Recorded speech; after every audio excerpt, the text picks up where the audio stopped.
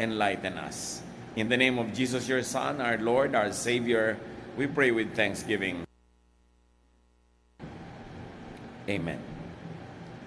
Ang paraan ng Panginoong Hesus ay makapangyarihan at napakahalagang maunawa ng mas malalim pa. We always pay lip service to the way of the Lord, to the way the Lord does things. Pero gaano natin kalalim ito na ilalapat sa ating buhay? How deeply are we able to apply in our lives the ways of Jesus? John 14:12, Jesus says, I tell you for certain that even if you have faith in me, that if you have faith in me, you will do the same things that I am doing. Marami naman kasi nagsasabi, naniniwala sila sa Panginoon, na sila ay mananampalataya, pero sabi niya, kung tunay ko kayong mananampalataya, you would also be my followers. Dahil ang tunay na pananalig ay nagwawakas sa pagsunod doon sa pinaniniwalaan. So, Jesus equates faith with followership. We believe, therefore, we follow. It's pointless to believe and not follow. Pampagulo lang yon, pampasikip ng buhay natin, ang pinaniniwalaang di naman sinusundan. John 14:15, Jesus said to His disciples, if you love me, you will do as I command. So ngayon, nadagdagan ang kahulugan ng pagsunod kay Jesus at paniniwala. Ibig sabihin ay pag-ibig. Kung naniniwala sa Kanya, mamahalin mo siya. At kung minamahal mo siya, susunod ka sa Kanya mga iniuutos. So very interrelated the concept of believing, loving, and obeying. Parang isang cycle yan. Naniniwala ka pala, edi dapat mahalin mo siya. Kasi pag nalaman mo talaga kung sino siya at napinaniwalaan mo, mamahalin mo eh. At pag minamahal mo, dapat mong sundin o dahil sinusunod mo siya, napatutunayan mong naniniwala ka at nagmamahal. Jesus is the ultimate teacher and model in dealing with people. At yan ang gusto nating bigyan ng pansin at diin ngayon mga kapatid. Kung naniniwala tayo kay Jesus, siya ang dapat nating tularan kung paano siya makipagkapwa, kung paano siya makitungo, makisalamuha, makipagniig, kung paano siya makisangkot sa mga tao. At dahil siya ang ultimate teacher and model, not anyone else, definitely not anyone in the Old Testament before Him, and not anyone in the New Testament after Him could surpass the supreme and the perfect example of Jesus. Surely may mapapala tayo, may mapupulot, may matututunan sa mga leaders, teachers, prophets sa Bible na nauna sa Kanya at mga sumunod. Pero ang dapat talaga na tularan, itaas at sundin ay ang estilo, ang paraan ni Jesus. 1 Peter 2:21, God chose you to follow in the footsteps of Christ, who set an example for you. Ang mga anak daw ng Diyos ay hinirang, pinili niya exactly for the purpose of following Jesus. Kung si Jesus ay anak ng Diyos at ang mga mananampalataya ay anak ng Diyos, pinarami ng Diyos yung anak niyang si Jesus sa pamamagitan ng marami niyang mga anak na mga tagasunod ni Jesus. And Jesus had one supreme command, that is to love people. Paano sasabihin ng isang taong siya'y mananampalataya kay Jesus kung hindi siya maibigin, kung hindi niya inuuna na ibigin ng tao, yun ang pinakamahalagang utos ni Jesus. John 13:34, but I am giving you a new command. You must love each other just as I have loved you. So, a new command. Meaning isa lang, hindi many. A new command meaning this has never been commanded before in the same way that it's being expressed. It is not old, and in fact, it replaces the old. Bakit in-emphasize ang Panginoon na meron siyang bagong command? Because Israel lived by the 10 commandments. Ang dami nun. And in addition, Israel developed 613 other commands called misvots. So 613 plus 10 is already what? 623 commands.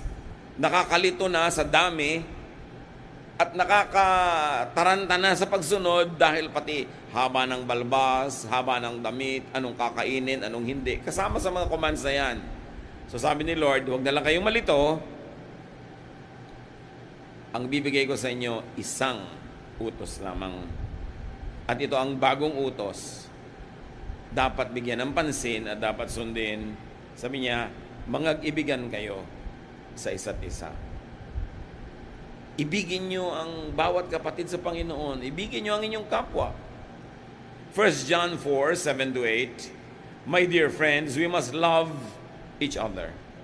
Love comes from God, and when we love each other, it shows that we have been given new life. We are now God's children, and we know Him. God is love, and anyone who doesn't love others has never known Him. Dito ay nag-echo, umaalingaw-ngaw, pinapakitang muli sa napakalinaw na paliwanag yung utos ni Jesus. At sinabi sa 1 John, dapat tayo mag-ibigan. Kasi ang pag-ibig ay galing sa Diyos.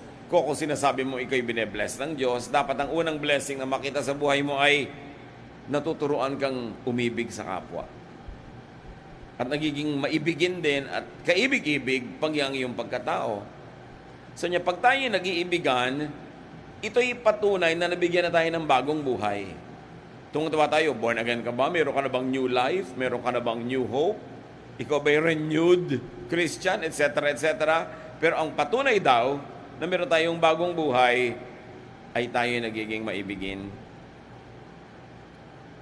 Sabi tayo yung mga anak na ng Diyos at kilala natin siya. Ang Diyos ay pag-ibig. At sino mang hindi umiibig, hindi nakakakilala sa Diyos.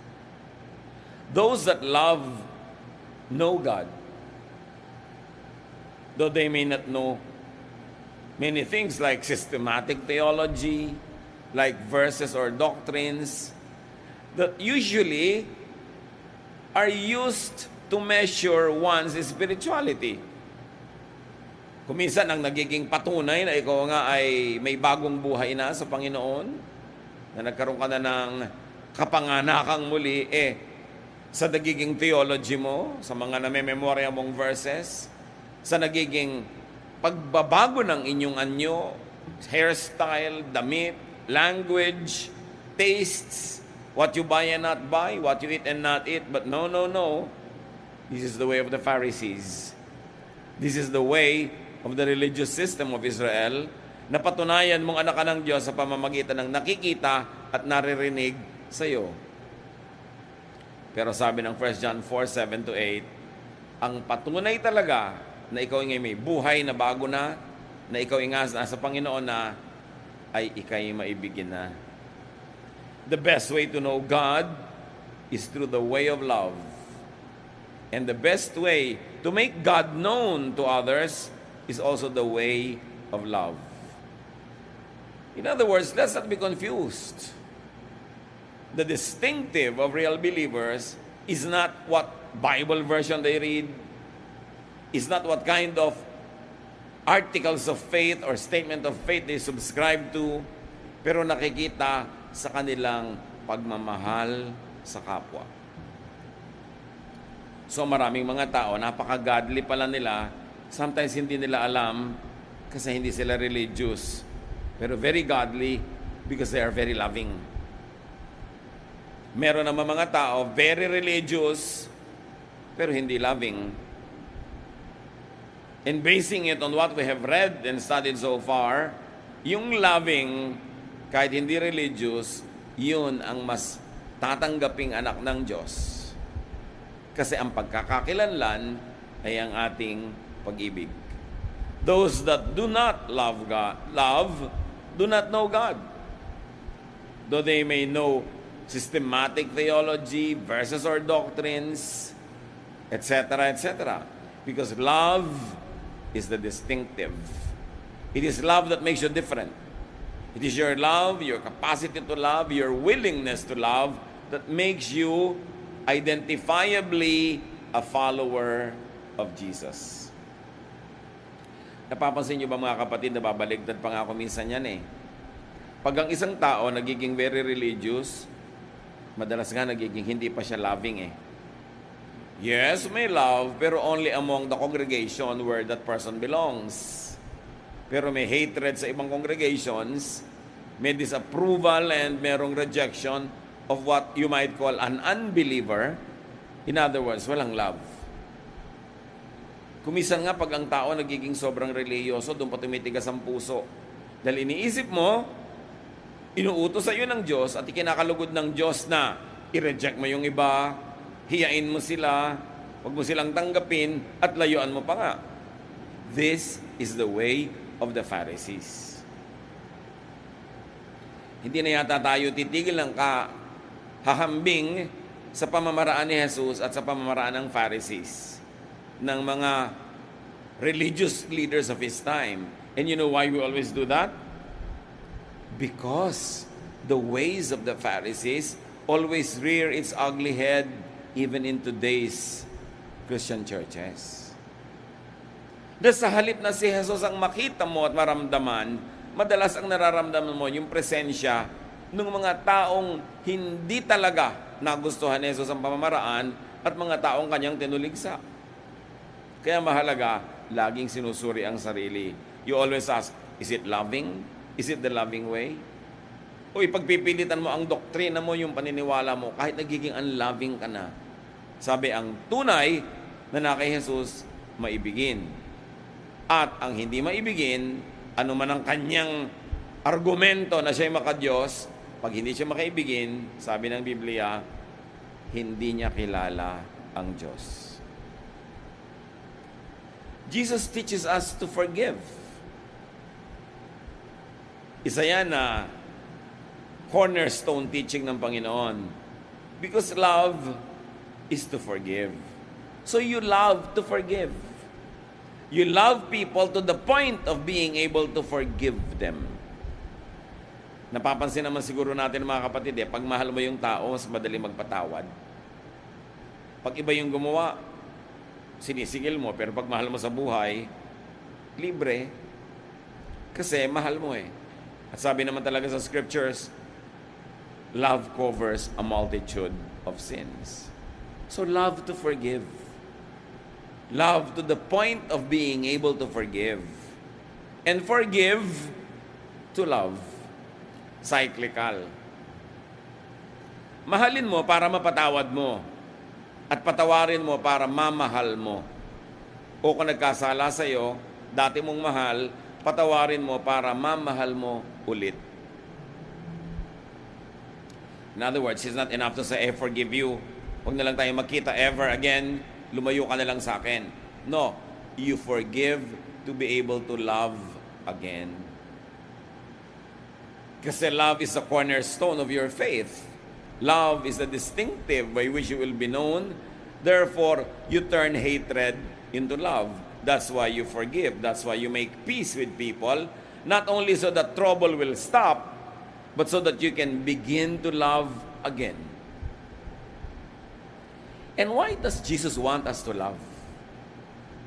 One, because people need love, especially when they don't deserve it. Napansin nyo ba na ang tunay na nangangailangan ng pag-ibig ay hindi yung kaibig-ibig? Yung hindi karapat-dapat mahalin, yun talaga mga gutom sa pag-ibig. Kasi una, dahil hindi sila karapat-dapat, wala naman siguro halos nagmamahal sa kanila. So, sino ngayon ang mas nangangailangan ng pagmamahal? Diba? Sila. So, you love people because they need it. Because that's what Jesus would do. But also, you love people because you need it. We were created by God to love because God is love. So, everybody has so much love to give. At pag hindi mo na ibigay yon, parang sasabog na bulkan yun sa loob ng iyong dibdib. Marami tayong pag-ibig na gustong ipahayag, ipadama, kaya dapat buksan natin yung mga avenues.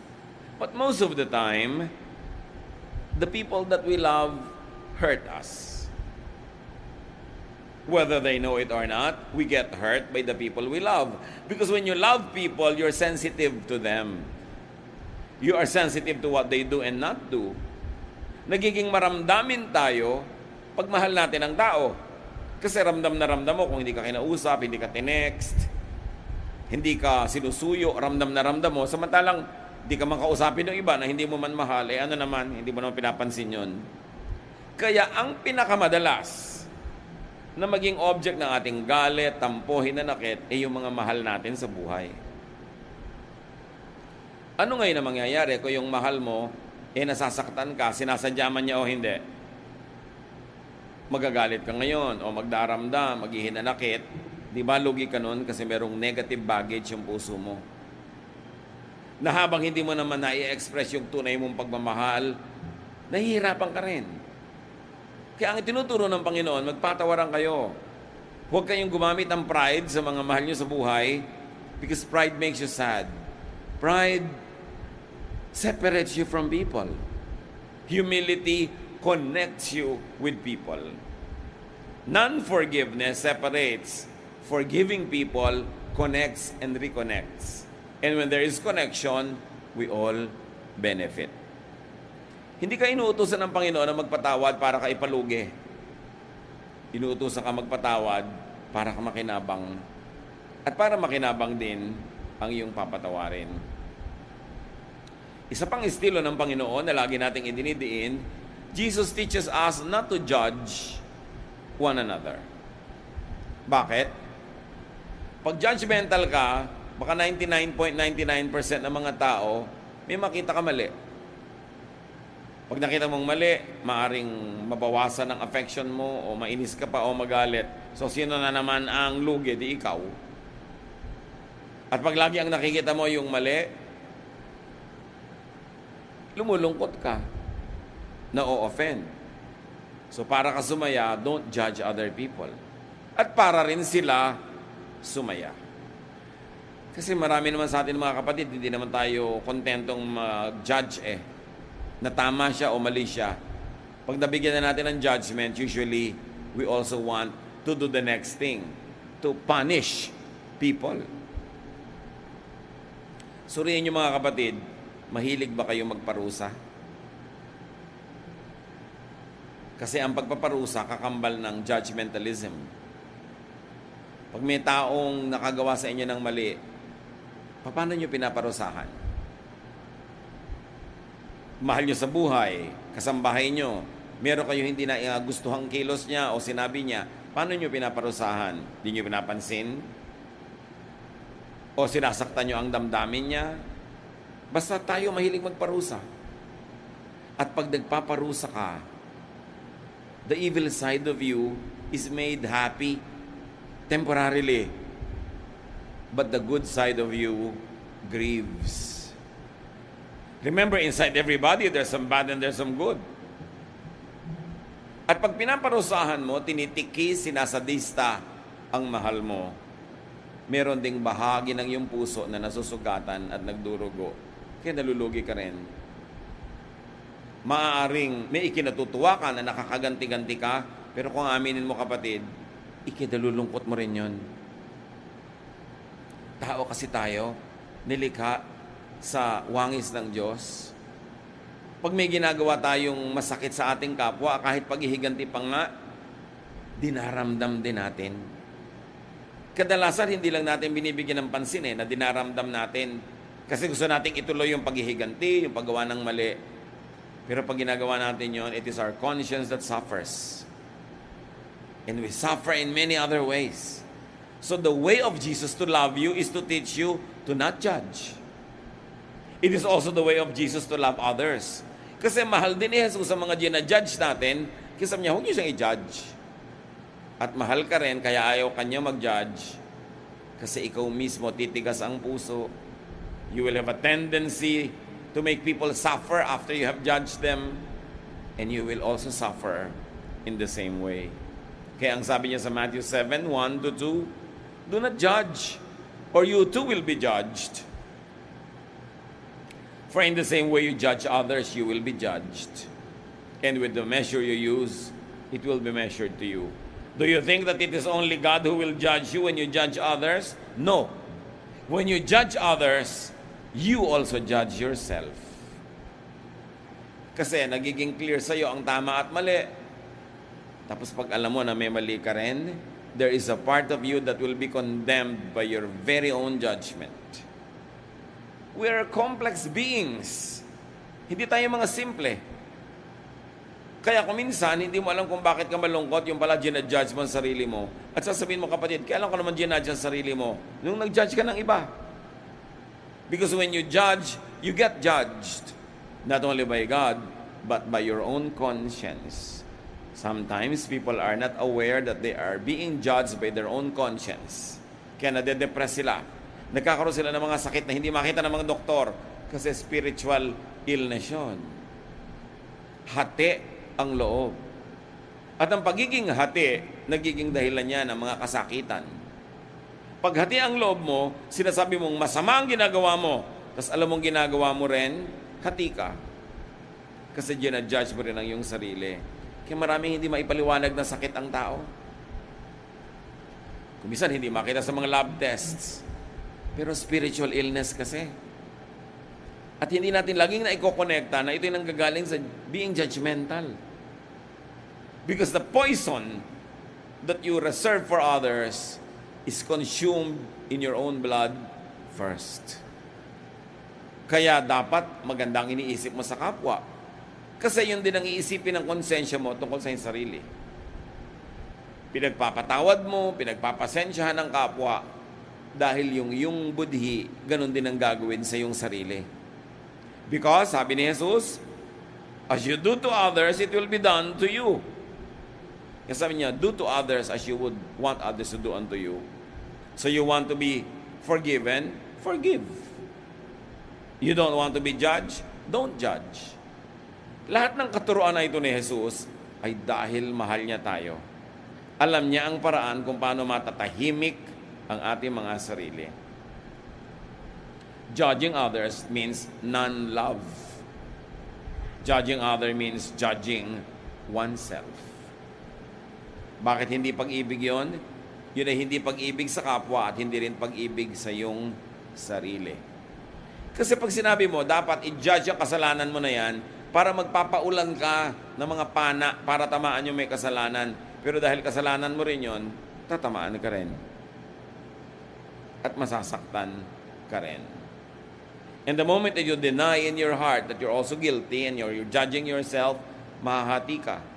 Kaya iba nagkaka-split personality pa, nagkakaroon ng schizophrenia. Dalawa ang pagkatao o mahigit pa ron. At kuminsan, nagiging dalawa rin ang boses o nagkakaiba-iba.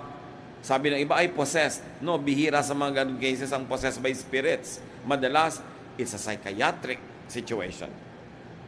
Dahil lito sa sarili, hindi consistent. And one of the greatest and biggest and easiest way to be inconsistent is to judge others. Because there is very, very little chance that you will pass the same judgment. That you will pass it. Kaya sabi ni Jesus, maging mabait ka na lang at mapagpatawad para yun din ang matanggap mo mula sa Diyos, mula sa iba, at higit sa lahat, mula sa iyong sariling budhi. And because Jesus loves us, Jesus teaches us to enjoy simple pleasures. Nakita niyo ang pag-ibig ng Panginoong Jesus? Bihira itong makita na pag-ibig mula sa Pharisees, mula sa mga religious leaders.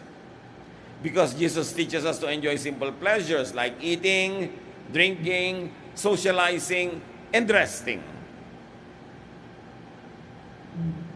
Madalas, pag nakinig ka sa religious leaders, gusto lang nila lagi kang pagurin, pag-ayunuhin at pag-fasten. Gusto kanya lagi maging anti-social almost. Ikulong ka sa ministry at pagurin ka ng pagurin.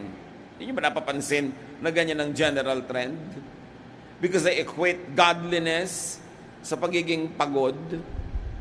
Papaliitin ang mundo mo Mapapagalitan kapag ka uma-attend ka ng mga pagtitipo, ng mga party. In fact, kahit nga religious event yung inattendan mo, pag hindi yung sariling church ang sponsor, ayaw ka pa rin pa-attendin, kukulungin ka, kukulungin ang iyong isip, paliliitin ang iyong mundo. That is not the style of Jesus. John 2, 1-2. On the third day, a wedding took place at Cana in Galilee. Jesus' mother was there, and Jesus and his disciples had also been invited to the wedding. Needless to say, the Lord went. So what does that tell us about Jesus? That Jesus attended socials. So why will modern day religious leaders prevent God's children from attending socials?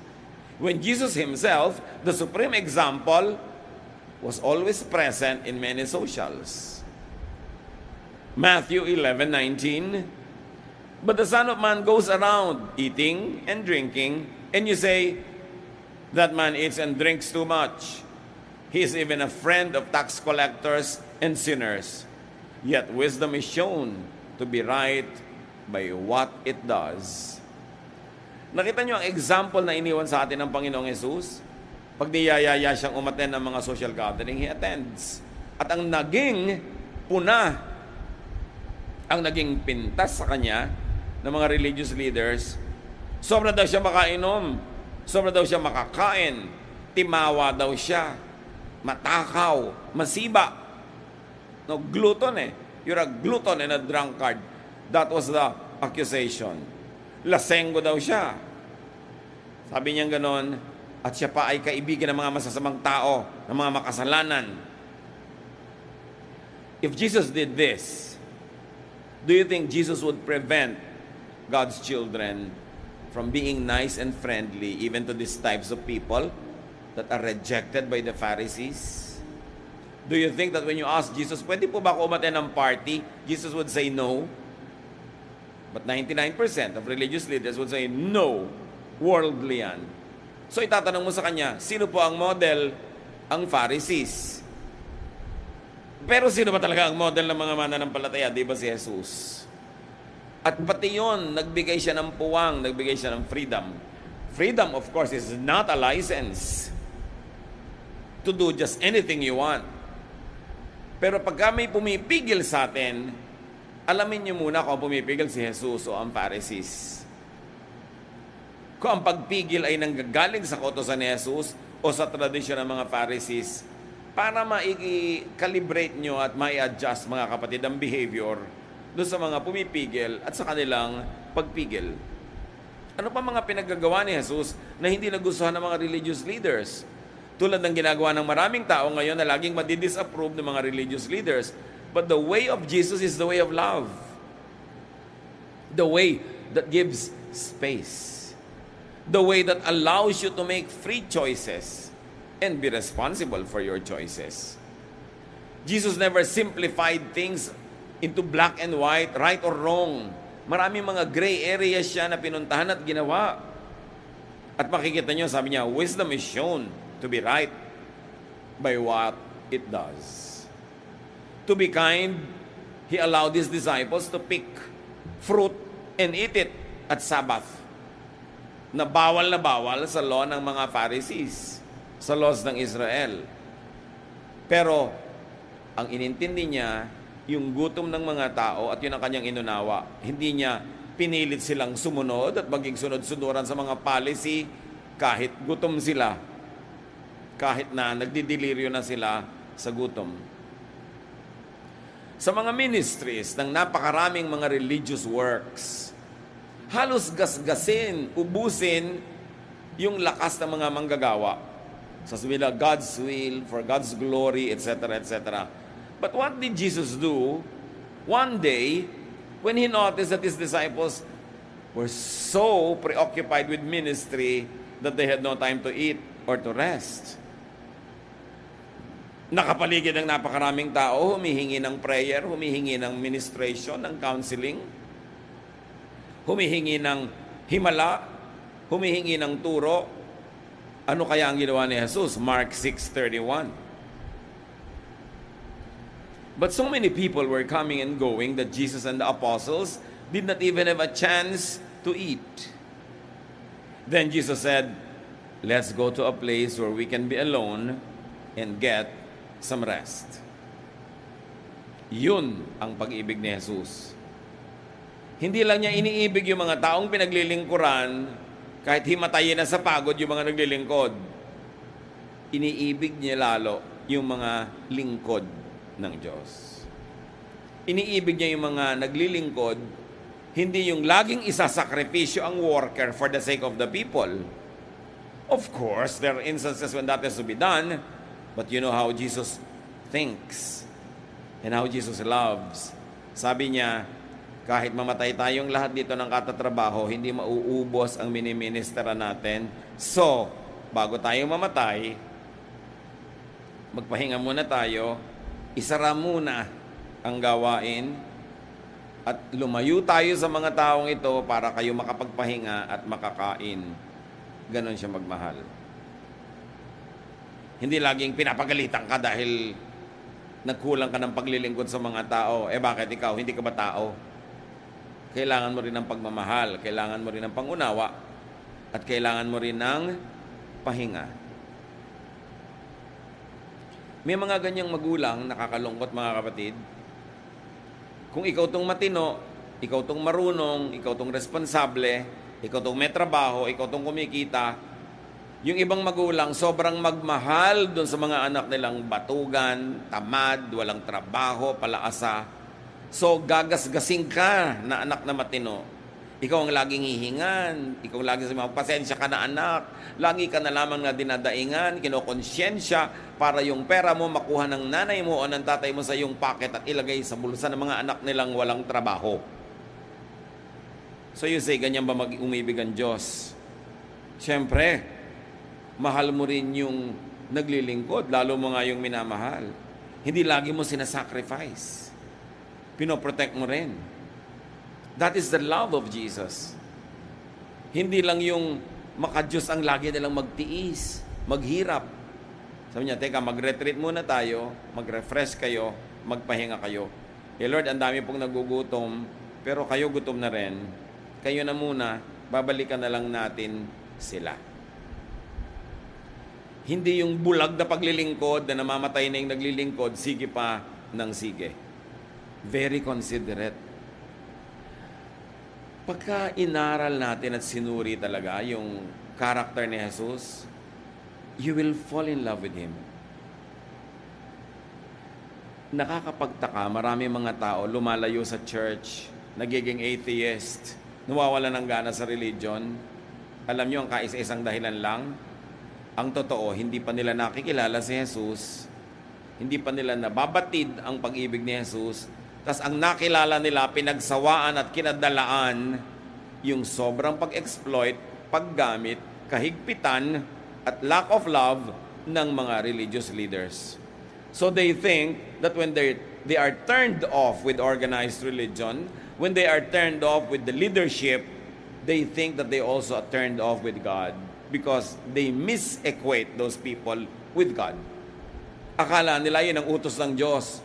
Therefore, kasi itong akala nila ay lingkod ng Diyos, hindi nila nagugustuhan, dapat hindi na rin nila magustuhan ang Diyos. Sa mga nakausap ko po ng mga nagsasabing sila ay atheist, ayaw nilang maniwala sa Diyos, pag sinuri mo, ang ibig lang nilang sabihin na ito, hindi sila naniniwala sa organized religion, hindi sila naniniwala sa isang particular na sekta o pamamaraan, o hindi sila naniniwala sa isang doktrina. Kaya sabi ko, ihiwalay nyo ang issue ng Diyos sa issue ng religions who are saying that they represent God. Because these institutions could misrepresent God. So kung gusto nyong lumayo sa kanila, edi lumayo kayo, pero huwag kayong lalayo sa Diyos. Hanapin nyo ang Panginoon. Gusto nyo sa ibang paraan, sa ibang institusyon, sa ibang grupo, pero huwag nyong idamay ang Diyos sa mga pinaggagawa ng mga religious leaders at ng mga religious organizations na nakaka-turn off sa inyo. At naiintindihan nila. Oo nga, katulad na lamang sa Russia, nung umuso ang socialism, that they wanted really to develop into full-blown communism, Pinagbawal nila ang relihiyon, isinara nila ang mga simbahan. Bakit? Kasi dala sila sa kasaysayan kasi ng Europa at lalong-lalo ng Eastern Europe, ng Russia. Sobrang hirap ng mga tao at ang nagpalala ng kahirapan nila ay ang pagtuturo ng simbahan na magtiis lang lagi at intayin na lang kabilang buhay dahil doon na lang babawi. Napag-isip-isip yan ng mga philosophers at sabi nga nila, lalo ni Karl Marx at ng iba pa mga thinkers, sabi nila, religion is the opium of the people. In other words, they think of religion as just a tool of the powers that be, meaning yung sa buwatan ng hari at ng simbahan, ng palasyo at ng simbahan, para panatilihing mga tao, huwag silang mag-alma, huwag silang mag-alsa, at patuloy na makinabang yung dalawang powers, yung palas at yung church. So in reaction to that, socialism rejects religion. Pero nakilala ba nila talaga yung Diyos? Nakilala ba nila talaga ang Ama sa pamamagitan ng pagpapakilala ni Jesus? O ang nalaman at nakilala nila tungkol sa Diyos ay baluktot dahil ibinigay sa kanila ng relihiyon na nami-misrepresent ang pag-ibig ng Diyos? Kaya dapat paghiwalayin ang mga issues na ito. According to the example given by the Lord, everyone must have and must be given space and time to rest. Everyone must be given a chance to be alone to be able to rest well. Hindi na kailangan pag-usapan o botohan pa kung sila ba ay magpapahinga, sila ay kakain. Kaya mga kapatid, kung kayo nagpapahinga, may mga time na kayo ay naglilingkod sa Panginoon pero kailangan nyo ng pahinga, kailangan nyo ng break, hindi na kailangan humanap ng reason or excuse or justification. Kung magpapaalam kayo sa inyong ministry at sabi nyo magpapahinga muna ako ng 2 months, you don't have to feel like a sinner. And you must not be treated like a sinner. Hindi na kailangan ipaliwanag pa o kailangan mo ng pahinga. O sige, gusto ng Panginoon magpahinga ka. Huwag mo lang sobrang habaan. Magpahinga ka, ibig sabihin, habulin mo yung hininga mo at pag nahabol mo na, get back to the ministry. Get back to where you belong. At ang nakita natin na personalidad ng Panginoon was that He was a very sociable person. Jesus grew in wisdom and stature, in favor with God and with men. He was socializing. Hindi niya ikinulong ang kanyang sarili, inalayo sa mundo para wag siya magkasala. Talagang nakihalubilo, nakipagmabutihan siya sa mga matatawag na makasalanan. Sabi niya, I came to seek and to save the lost. Siyempre, hindi naman siya nakisama, pero siya ay nakihalubilo. Bakit siya nakihalubilo? Because socializing is premised on loving. It is premised on giving to and not judging others. Yung pagiging sociable ng Panginoon is a direct contrast to the separatist attitude of the religious leaders. Alam niyo ba na mga religious leaders of Israel noong panahon na yon, kung ang araw ay nakatagilid, hindi tanghaling tapat, na sa anumang angle ay pag tumama sa isang bahay, yung bahay ay magkakaanino doon sa kalsada, sa maliit na lansangan. These religious leaders will never pass by a street with the shadow of the house of a sinner.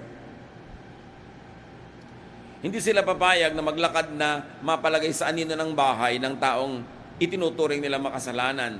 Ganon ang paghiwalay nila. Pag unclean ka, humiwalay ka. Ang konti-konti nang pwedeng makisalamuha sa kanila. Yun ay binasag ng Panginoon. Hinayaan niya ang babaeng dinudugo na humawak sa kanya, bawal yon. Hinawakan niya ang isang bangkay at binuhay, bawal yon. Pumunta siya doon sa lalaking inaalihan ng maraming masasamang espiritu na nakatira sa mga libingan, bawal pumunta doon kasi magiging marumi ka. Hinayaan niya ang kanyang mga disipulo na kumain ng Sabat, sa Sabat. Nagpagaling siya ng mga may sakit sa Sabat, bawal yon. Ang dami. Ipinakita ng Panginoon, sobrang daming bawal sa buhay nyo. hindi na pag-ibig ang natatanggap nyo, at pagka in-implement nyo lahat yung bawal na yan, hindi na rin kayo magiging maibigin. Kaya sabi niya, ang totoo, isang batas na lang ang isa isip nyo, isa puso at gawin. Love one another. Pag in-analyze natin ang behavior ng maraming tinatawag na born-again Christians, they always talk about the love of Jesus, but it is not always clear if they understand it. They always say, you are saved by grace, not by works. But it is not clear if they understand it. Because if you're going to simplify the way many Bible-based evangelical Christians deal with what they call sinners or the unsaved, parang ganito. Kaibigan, tanggapin mo si Jesus bilang Panginoon at tagapagligtas. Hindi mo kailangan ng good works. By grace ang salvation. You are saved by grace through faith. So huwag ka na magpasa ng krus. Huwag ka na maghampas sa sarili. Hindi mo kailangan may i-observe na diet o whatever para ka maligtas. Pumikit ka, manalig, manalangin at magpaligtas because you are saved by grace. Gusto mong gawin natin, gawin natin. And then ililid nila sa prayer yung tao. At pagkadilat, sasabihin nila sa tao, ngayong saved ka na. Hindi na by grace. By works na. Kailangan, di mo to gawin, di mo to kainin, ito isuot mo. Ibinalik lang nila doon sa works. Pero hindi nila yun napapansin. Kasi ibinabalik nila yung tao to be bound by so many laws, so many restrictions, na tinakpan na nga ni Lord ng isang utos, love. Forgive. Love and forgive. Kaya in real life, parang pinadali mo dun sa tao na tanggapin si Jesus at pagkatanggapin na sabi mong, uy, topo-topo. Ngayon, kailangan pagsikapan mo na i-maintain yung salvation mo. At tuwing nakikita kita nagkakamali, i-re-review kita because open rebuke is better than secret love. Pag may mali ka, ipupulpito ka, ilalagay sa bulletin board ang iyong pangalan, lilitisin ka ng ating board of elders. At kung napatunayan nagkamali ka, tatayo ka sa harap ng kongregasyon para admitin mo sa lahat. So, nasan yung grace? Dapat nating unawain na pag nagtuturo tayo ng grace ni Jesus, you teach it before people accept Him as Savior and Lord, and you continue to implement it when they are already saved by grace. Hindi sa mo, New Testament na ngayon, love na, pero pagkatanggap, back tayo sa Old Testament. Plus, many other New Testament situations and mga pagbabawal na dinevelop ng church when Jesus went back to heaven. Suriin kung talagang papamaraan ni Jesus ang pinapairal natin o akala lang pala natin. At binigyan tayo ni Jesus ng hindi nakakalitong patakaran. Pagkilala mo ang Diyos, umiibig ka sa Diyos, anak ka ng Diyos, maibigin ka. Hindi lang sa emosyon o damdamin, maibigin ang iyong methods, maibigin ang iyong systems, maibigin ang iyong policies, ang iyong mga rules and regulations, pawang maiibigin. In other words, hindi ka nabubuhay sa takot yung mga mananampalataya na baka sila maparusahan, baka sila mabisto, baka sila mapag-usapan, baka sila ma-reject na naman. I-implement mo yung grace ng Panginoon. And when that happens, everybody is more relaxed. When that happens, you can unmask and show your true self because you know that you will be accepted and loved and not judged. And because you unmask yourself, everybody can minister to you so that you could be what you have to be and what you want to be, and you can stop hiding behind a mask that is not really you, just to be accepted. And when you are accepted, you also learn to accept others. And when you receive love, you begin to be more loving. Then you begin to be a congregation of true followers of Jesus. At sabi sa Book of Acts, nung naramdaman ng lahat yung ganong pag-iibigan, and they were always praying, eating together, praising God, the Lord added to their number daily those that were being saved. Saved from hell? Yes. But saved from what else? Saved from judgment of fellow believers, saved from needless guilt, saved from having to be hypocritical, saved from having to hide your true heart. You are set free, you are released, and therefore, you rest. You are restful. At sabi yan ng Panginoong Jesus, "Come to me all of you who are tired and heavy laden." Tired with what? Tired of all the burdens that religion imposes on you. Tired of hiding. Tired of pretending to be okay, because when you say you are not okay, you will be judged. Sabi niya, "Come to me all of you who are tired and heavy laden, and I'll give you rest." And how does Jesus give rest? By not judging you. By accepting you unconditionally, and by healing you and getting you well on the way to recovery, to grow from glory to glory. And how else does Jesus give rest? By telling you not to judge others. Kasi pag judgmental ka, hindi ka mapapahinga. Hanap ka ng mali ng iba. Kwenta ka ng kwenta, tuos ka ng tuos, bilang ka ng bilang ng mga kasalanan nila. Paano ka mapapahinga nun? Sabi niya, "Come to me, those of you who are heavy laden, and I'll give you rest. My yoke is easy compared to the yoke of the Pharisees, compared to the yoke of these conservative implementors of 10 Commandments and 613 mitzvots." Sabi niya, kahit anong gawin nyo, di nyo yan masusunod. Kulang at kulang kayo. Guilty at guilty. Nasaan ang rest doon? "Come to me, I'll give you rest. My yoke is easy. My burden is light." Paano nyo malalaman kung ang reading of a verse and the interpretation of a verse is correct, is in the spirit of Jesus? Ang effect nun sa inyo, light. Magaan. Hindi yung sakal na sakal ka, sikip na sikip, pilit na pilit, napipilitan lang.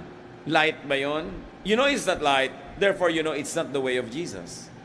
Because His way is easy, His burden is light. Sabi niya, "Come to me, and you will find rest for your souls." Yun ba ang nararamdaman natin bilang anak ng Diyos? Dapat yon. Hindi yung laging kulang, laging guilty. Jesus took away our infirmities as far as the east is from the west. He separated our sins from us, not of our own doing, but because of the deeds of Christ on the cross. It is the love of God that makes us good and looks good. It is not our own achievement. That works before salvation, and very importantly, it works after salvation. So matapos makakilala sa Panginoon, don't go back to the old system of guilt, of judgment, of difficulty, of hardship. Kaya gagaan. Hindi dahil talagang madali, kundi dahil pinadali ng Panginoon because of His unconditional love. He was called by His critics a glutton and a drunkard. Can you imagine that? It means He was really going around eating and drinking. When will we ever know and accept that? Kasi many Christians have become so Pharisaic and conservative that they deny even these verses. Sabi, hindi naman siguro, baka naman tubig lang yan. Ayaw mo kasing tanggapin because you were conditioned by religion already to demonize socializing. That even the verses are clear, many people will not accept it, and they will insist on the other, less restful and more judgmental reading of the verse. The first recorded miracle of Jesus was turning water into wine. It was not even healing a sick person. It was turning water into wine so that the party and this wedding reception will not be interrupted just because there was no more wine. Ganun siya kabait. Ganun kahalaga sa kanya yung enjoyment ng mga tao. You know, the people of Israel, especially during the time of the Lord, 99.99% of them were dirt poor. Because the economy was enjoyed only by the Roman colonizers and the local elite, the political and the religious elite. Nasa kanila lahat ang pera at kabuhayan, and everybody else was a slave or a free person but working like a slave. So when they have a wedding and people are having fun, in their eating and drinking, Jesus will not allow it to be interrupted in kindness to these people who work so hard and get so little from life. Ganon siya kabait. How do we translate that into life? Alam natin maraming problema tao. Maraming mahal sa buhay na may sakit o namamatay o namatay. Maraming utang. Maraming pangamba. Tapos nagkakasiya-siya sila ngayon, mangingil-joy ka ba? Ganyan ba tumawa ang Christian? Pasalamat ka nga, napapatawa pa siya. Nare-relax ang katawan, sumasaya, tapos kikil-joyan mo. Pamisa-misa lang makabili yung tao ng damit na pinapangarap niya. Sasabihin mo, anong damit mo? Nagsusuot ba ng ganyan ng Christian? Sabi mo, oo, Christian ako at suot ko to. Therefore, sinusuot to ng Christian. Anong problema mo? Ang dami kasing church bullies. Ayaw kanilang sumaya. Yung mga taong sobrang mga istrikto, sobrang mga mahihigpit, masusungit, madalas tingnan nyo, wala lang silang love life. So gusto lang magdusa din yung iba, naiinis sila sa masaya. Subukan mo magkaroon niya ng papa. Mama. Biglang sumasaya, hindi ka pinapansin pag masaya ka. They are so miserable that they want to inflict their misery on everyone else. And aren't many religious people really miserable? Nagtatago sa relihiyon, ikinukubli ang mga sarili nilang frustration sa buhay, nagpapakatago-tago, nagpapakakonservative, layo ng layo sa lalaki. Yung pala, wala naman talaga, nanliligaw lang. So para huwag na lang mahalata, layo na lang ng layo. At pagka ikaw maraming manliligaw, mainit ang ulo sa'yo. Kukurot-kuroting ka, sisimangutang ka. Di ba gano'n ang mga old maid natin, mga tita, ang hihigpit, subukan mo magka-boyfriend niyan, luluwag. Hindi naman lahat. Pero maraming gano'n. Many people are so miserable that they want to inflict others with the suffering that they suffer. Kaya sabi ni Lord, don't be like that. Relax. Learn to love. Learn to enjoy the moment. Because when you are enjoying the moment, when you are rested, when you are well-fed, you become kinder. You become nicer. Not only to yourself, but to others as well. Dapat tigilan na natin mga kapatid yung pag-equate ng spirituality with suffering. Nauso kasi yan yung monasticism, nauso yung mga self-denial ng mga 2nd, 3rd century. Bakit hanggang ngayon may mga taong laging fasting, laging ayaw magsuot na maganda, ayaw umupo sa may kutsyon, ayaw guminhawa, ayaw sumaya? May pinagmumulan yan eh. Noon kasing ang Christianity ay inisponsor ng Emperor of Rome, Emperor Constantine. Binigyan niya ng napakaraming privileges ang mga pare at ang mga bishops. Ginawa niyang state religion of Rome, ang Christianity. So from a persecuted religion, this was now a religion that enjoyed a lot of privileges. To the point that he was giving palaces, a lot of wealth to the bishops. At ang maraming mga ito ay sobrang lumuho ang buhay, nalayo na sila ng nalayo sa mga tunay na kalagayan ng mga tao. May nag-react, mga relihiyoso inside the church, that reacted to this corruption, to this luxury and splendor, by going to the other extreme, by denying pleasure, denying comfort, denying everything nice and beautiful and enjoyable from themselves and from their fellow believers. At doon nagsimula yung concept na yan, ng puro pagtitiis, puro pagtitiis. Hindi ganyan ang nakita nating example ng Panginoon. He socialized, He mixed with people, He was there in their events. At may mga churches pa, mga kapatid, nagtatanong sa akin sa Facebook ang mga member, Pastor, pwede po bang tumawa? Bakit hindi? Sabi po ng pastor namin, si Jesus hindi tumawa. Ha? May verse ba na nagsabing hindi siya tumawa? Wala daw pong verse na nagsabing tumawa siya. So dahil walang verse na nakita tayong tumawa siya, hindi na siya tumawa. Eto ha, sabi ko, huwag kang malisyoso. May nakita ka bang verse na sinabing umihi si Lord? Wala po. Di hindi siya umihi. May verse ba na nagsabing naligo siya ever? Hindi siya naligo.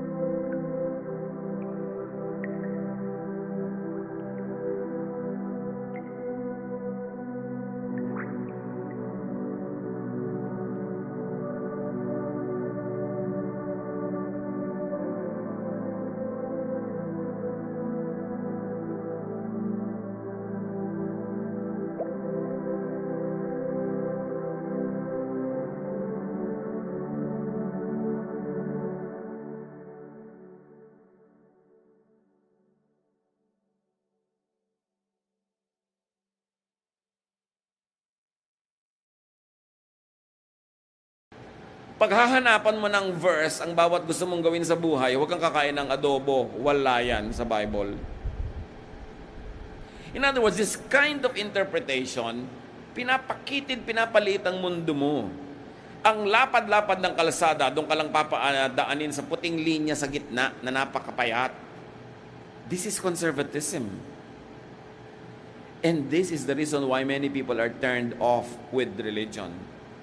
They think it is from Jesus. No, it is from the Pharisees. So mga kapatid, suriin natin ang lahat. Dapat magaan. At paggaanin natin ang buhay ng mga kapwa natin mananampalataya. Huwag natin husgahan. Hindi mo alam kung anong nangyayaring crisis sa buhay niya ngayon, na pinipilit lang niyang libangin ang sarili niya, kaya siya nagpapaganda, kaya siya tawa ng tawa, tapos papagalitan mo pa. Love like Jesus loved.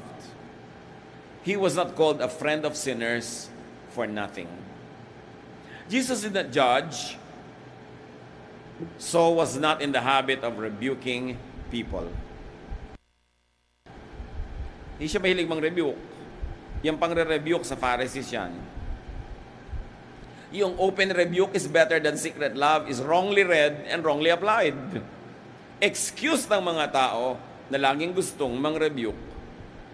The very few stinging rebukes of Jesus were directed only at the Pharisees, the religious oppressors, and the religious hypocrites. The habit of rebuking one another came much later, after Jesus, promoted by zealous church people. Makikita nyo rin, kahit sa New Testament, rebukan sila ng rebukan, pero pag binasa nyo talaga, even the disciples were awayan ng awayan. So hindi lahat ng example nila ay dapat sundin, because there's only one person that lived the perfect life who could be an example in every aspect of our humanity, and that is the human Jesus, the other side of the divine Jesus. Siya ang example, hindi ang iba. But even the idea and method, even when you want to rebuke, should be submitted to, filtered through, and measured by the teachings and examples of Jesus. Why? Colossians 1:17, God's Son was before all else, and by Him, everything is held together. Siya talaga ang dapat na asahan, sundin, because by Him, everything is held together. John 14:6, I am the way, the truth, and the life. Jesus answered, without me, no one can go to the Father. Now, analyzein natin yan. Habaan nga natin ngayon, 2 linggo na akong absent dito sa Miyerkules na to eh. Mga 9 o'clock game kayo. Magsasara na yung tricycle patungo sa village nyo, no? I am the way, the truth, and the life. Jesus answered, without me, no one can go to the Father. What does that really mean? The usual reading is, without Jesus, you cannot go to heaven, you cannot be saved from hell. Yes, that is a very good reading. But there are many other layers of reading. Because to say the Father also means heaven, which means a heavenly life, the reign of peace and contentment and happiness and rest in a person's life, whether or not nandito pa siya o nasa kabilang buhay.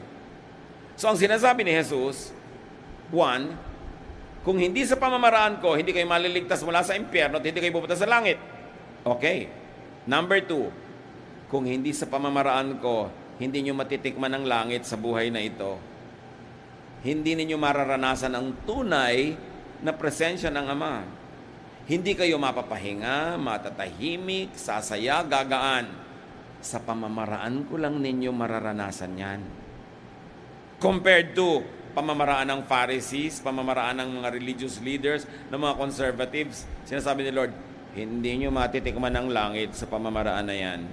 Di kayo mapapahinga, di kayo matatahimik, di kayo makokontento, lagi kayong kulang. Lagi kayong guilty. Kasi sabi niya, without me, you cannot go to the Father.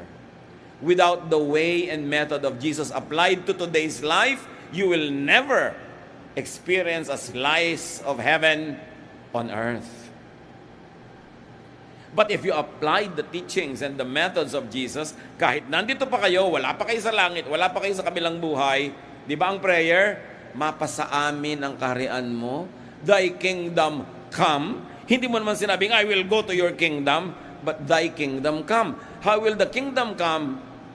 When the reign of God is felt in your life today. Meaning the style and method of Jesus is your style, and you benefit from His style, heaven comes down to you. You taste heaven. Pinaghaharian ka ng Diyos. Kaya ang sabi ni Jesus, pag sinabing nandun ang kaharian ng Diyos, nasa labas, nandun, huwag kayong pumunta. Sabi niya, the kingdom of heaven is not here or there. It is within you. So kahit ngayon mga kapatid, the good news is, pwede nang ma-enjoy ang kingdom of heaven, pwede nang maranasan how to be in heaven by applying in your life the methods of Jesus. He will usher you into the presence of God. God will reign in your life. The Father who loves will rule your life, and you will behave and know and feel as if you were in heaven already. Remember, thy kingdom come. Mapasa amin. Paano yon? Sundin ang paraan ni Jesus. Walang ibang dapat sundin, si Jesus lang.